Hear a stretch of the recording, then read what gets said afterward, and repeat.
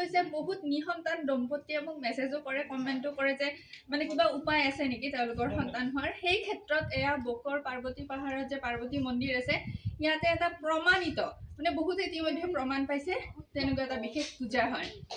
আৰু সেই পূজাটো হয় পূৰ্ণিমা তিথিত, প্ৰতি মাহৰ পূৰ্ণিমা তিথিতে সেই পূজাটো হয়। আচলতে সেইদিনাখন ইয়াতে মেলা সদৃশ পৰিস্থিতি হয়। আজি পূৰ্ণিমা নহয় বাৰু, সেইকাৰণে খালী খালী দেখা পাইছে। সেই পূৰ্ণিমাৰ দিনাখন মন্দিৰৰ গৰ্ভগৃহৰ পৰা এটা বিশেষ পাথৰ পূজা কৰি সেই নিসন্তান দম্পতীসকলক দিয়া হয়। আৰু নিসন্তান দম্পতীসকলে সেয়া পাথৰটো নি এক বিশেষ পূজা কৰিব লাগে, মন্দিৰৰ পুৰোহিতে কৈ দিব, ঘৰত থব লাগে।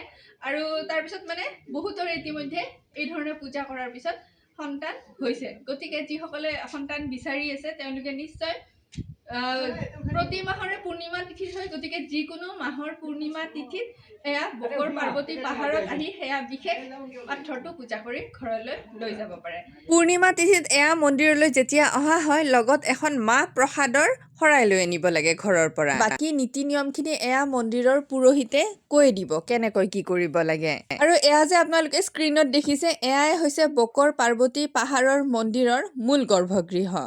গুগলত যদি আপোনালোকে বক পাৰ্বতী পাহাৰ বুলি চাৰ্চ কৰে, তেতিয়াহ'লে এয়া মন্দিৰৰ লোকেশ্যনটো সুন্দৰকৈ দেখাই দিব।